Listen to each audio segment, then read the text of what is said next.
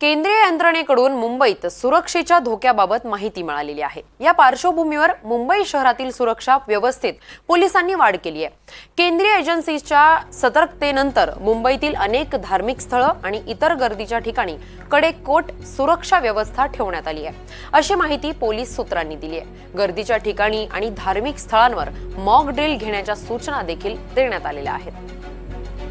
या संदर्भात अधिक माहिती घेऊयात आमचे प्रतिनिधी विशाल पाटील यांच्याकडून। विशाल, सध्या धोक्याच्या सूचना मिळालेल्या आहेत आणि त्यामुळेच केंद्रीय यंत्रणेकडून मुंबईत सुरक्षेच्या धोक्याबाबत माहिती मिळाल्यामुळे शहरामध्ये पोलीस बंदोबस्तात वाढ करण्यात आलेली आहे। नेमका हा कडेकोट बंदोबस्त जो आहे तो कोणत्या ठिकाणी देण्यात आलेला आहे आणि प्रशासनाकडून नागरिकांना कोणत्या सूचना देण्यात आलेल्या आहेत?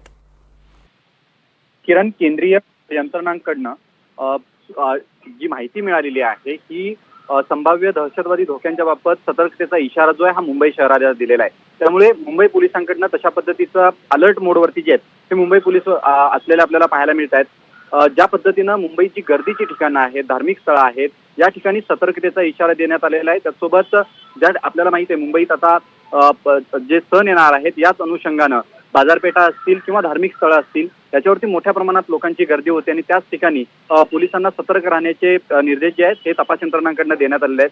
दुसरी जर आपण पाहायला गेलं तर येणाऱ्या काळात ज्या पद्धतीनं मॉकड्रिल करण्यात आलेला आहे, कारण का केंद्रीय यंत्रणांकडनं तशा पद्धतीचा धोका जो आहे हा वर्तवण्यात आल्यानंतर पोलिसांकडनं ज्या ठिकाणी जी गर्दीची ठिकाणं आहेत त्या ठिकाणी मॉकड्रिल सुद्धा करण्यात आलेला आहे आणि त्याच अनुषंगानं मुंबई पोलीस जे आहेत हे आता अलर्ट मोडवरती आहेत। किरण, नक्कीच विशाल, धन्यवाद तुम्ही दिलेल्या सविस्तर माहितीसाठी।